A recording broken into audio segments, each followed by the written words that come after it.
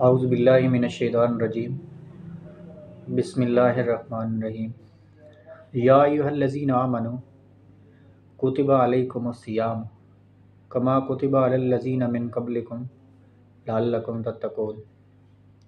اے ایمان والو، تم پر روزے رکھنا فرض کیا گیا ہے جیسا کہ فرض کیا گیا تھا تم سے پہلے لوگوں پر، وجہ تاکہ تمہارے اندر تقوی پیدا ہو جائے، لعلکم تتقون، تاکہ تمہارے اندر تقوی پیدا ہو جائے۔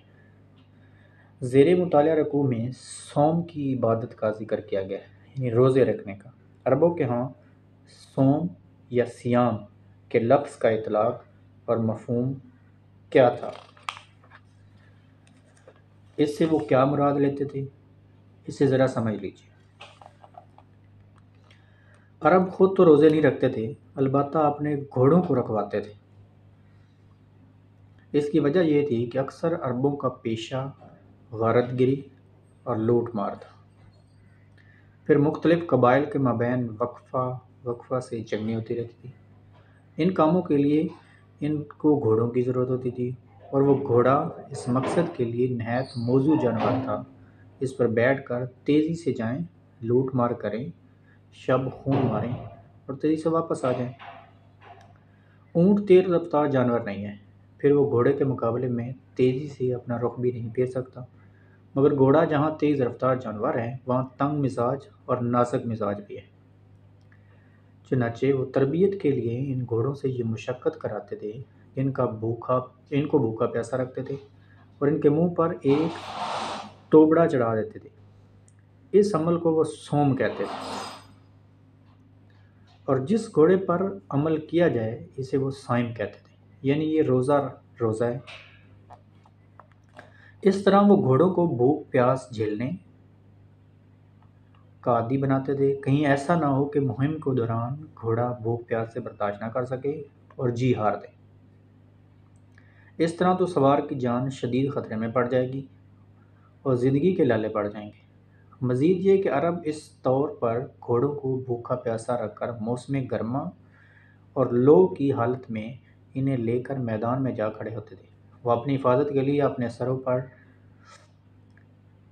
ڈھاٹھے باندھ کر اور جسم پر کپڑے وغیرہ لپیٹ کر ان گھوڑوں کی پیٹھ پر سوار رہتے تھے، اور ان گھوڑوں کا منہ سیدھا لو اور بادِ سر کی تھپیڑوں کی طرف رکھتے تھے تاکہ ان کے اندر بھوک پیاس کے ساتھ ساتھ برداشت کرنے کی عادت بھی پڑ جائے، تاکہ کسی مہم کے دوران یا قبائل جنگ کے موقع پر گھوڑا سوار کے قابو میں رہیں اور بھوک پیاس یا بادِ سر کے تھپیڑوں کو برداشت کر کے سوار کی مرضی کے مطابق مطلوبہ رخ برقرار رکھے اور اس سے منہ نہ پھیرے۔ تو عرب اپنے گھوڑوں کو بھوکا پیاسا رکھ کر مشقت کراتے تھے اور اس پر وہ صوم کے لفظ یعنی روزے کا اطلاق کرتے تھے۔ لیکن رسول اللہ صلی اللہ علیہ وآلہ وسلم جب مدینہ تشریف لائے تو یہاں یہود کے ہاں روزہ رکھنے کا رواج تھا۔ وہ عاشورہ کا روزہ بھی رکھتے تھے، اس لیے اس روز بنی اسرائیل کو فرعونیوں سے نجات ملی، یعنی یوم عاشور کا وہ روزہ یہودی اس لیے رکھتے تھے کیونکہ ان کو فرعون سے اس روز نجات ملی تھی۔ اس رکوع کی ابتدا 2 آیات میں غالباً اسی کی توثیق ہے۔ اگر ابتدائی میں پورے مہینے کے روزے فرض کر دیے جاتے تو یقیناً شاہ گزرتے۔ ظاہر بات یہ ہے مہینے سخت گرمی بھی ہو سکتے تھے۔ اب اگر 30 کے 30 روزے ایک ہی مہینے میں فرض کر دیے ہوتے اور وہ جون جولائی کے ہوتے تو جان نکل جاتی۔ چنانچہ بہترین تدبیر یہ کی کہ ہر مہینے میں 3 دن کے روزے رکھنے کا حکم دیا گیا اور یہ روزے مختلف موسموں میں آتے رہے۔ پھر کچھ عرصے کے بعد رمضان کے روزے فرض کیے گئے۔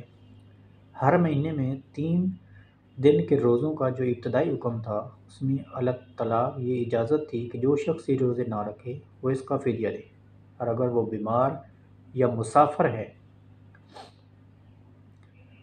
اس نے فدیہ روزے رکھنے کی طاقت بھی نہ رکھتا ہو۔ جب رمضان کے روزوں کی فرضیت کا حکم آ گیا تو اب یہ رخصت ختم کر دی۔ البتہ رسول اللہ صلی اللہ علیہ وسلم نے فدیہ کی اس رخصت کو ایسے شخص کے لیے باقی رکھا جو بہت بوڑھا ہے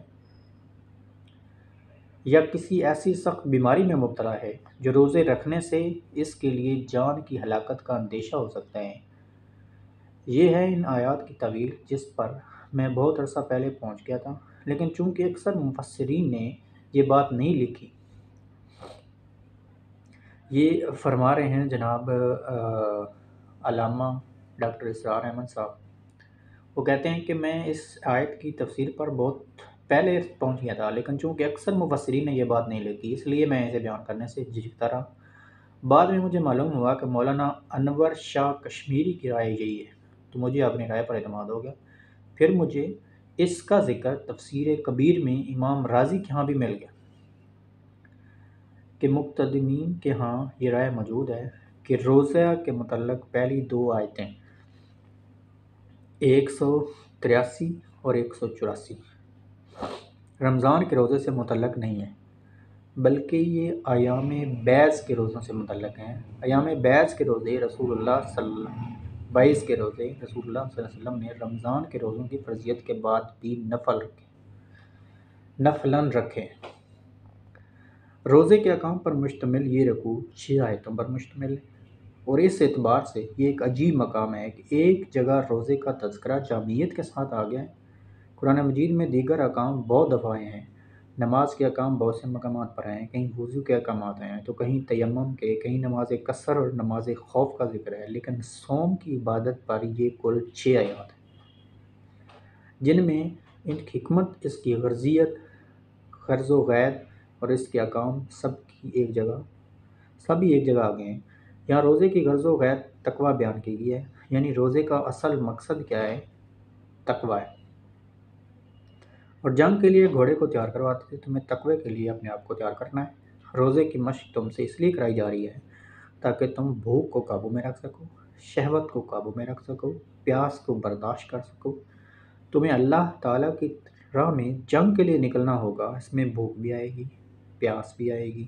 اپنے آپ کو جہاد و قتال کے لیے تیار کرو۔ سورہ بقرہ کے اگلے رکوع میں قتال کی بحث شروع ہو جائے گی، چنانچہ روزے کی یہ بحث گویا قتال کے لیے بطور تمہید آ رہی ہے۔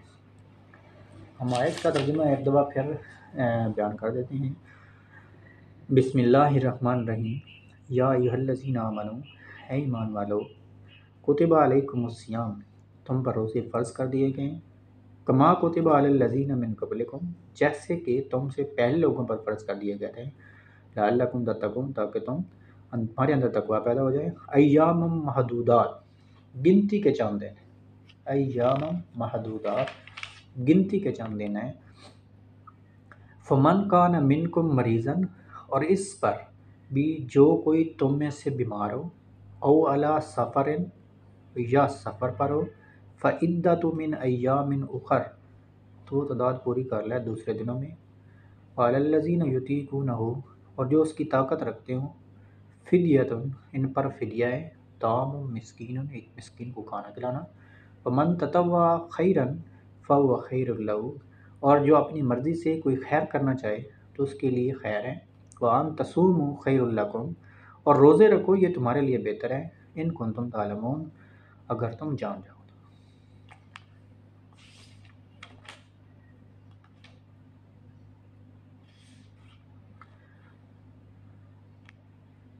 شہر رمضان الذی، رمضان کا مہینہ وہ ہے، انزل فیہ القرآن، جس میں قرآن کو نازل کیا گیا۔ رمضان کی یہ بھی شان ہے کہ اس میں قرآن کو اتارا گیا۔ فیہ القرآن، قرآن کو اتارا گیا، ھدی للناس، ہدایت بنا کر لوگوں کے لیے، وبینات من الھدی، حق اور باطل کے درمیان امتیاز کی روشن دلیلوں کے ساتھ، والفرقان، ومن شہد منکم الشہر فلیصمہ، اور جو کوئی تم میں سے اس مہینے کو پائے، یا جو شخص اس مہینے میں مقیم ہو اس پر لازم ہے کہ روزے رکھے۔ ومن کان مریضا او علی سفر فعدۃ من ایام اخر، اور جو بیمار ہو یا سفر ہو تعداد پوری کر لے دوسرے دنوں میں۔ اللہ تمہارے ساتھ آسانی چاہتا ہے۔ یرید اللہ بکم الیسر ولا یرید بکم العسر، تو تمہارے ساتھ آنا چاہتا ہے، تمہارے ساتھ سختی نہیں چاہتا، تاکہ تم تعداد پوری کرو، تاکہ بڑائی کرو اللہ کی اس پر جو ہدایت اس نے تمہیں بخشی ہے۔ وَلْتُكْمِلُوا الْعِدَّةَ وَلِتُكَبِّرُوا اللَّهَ عَلَىٰ مَا هَدَاكُمْ لَعَلَّكُمْ تَشْكُرُونَ، اور تم شکر کرو اللہ تعالیٰ کا۔ صدق اللہ العظیم۔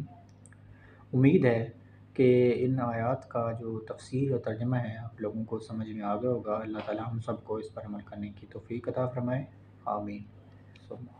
جزاک اللہ۔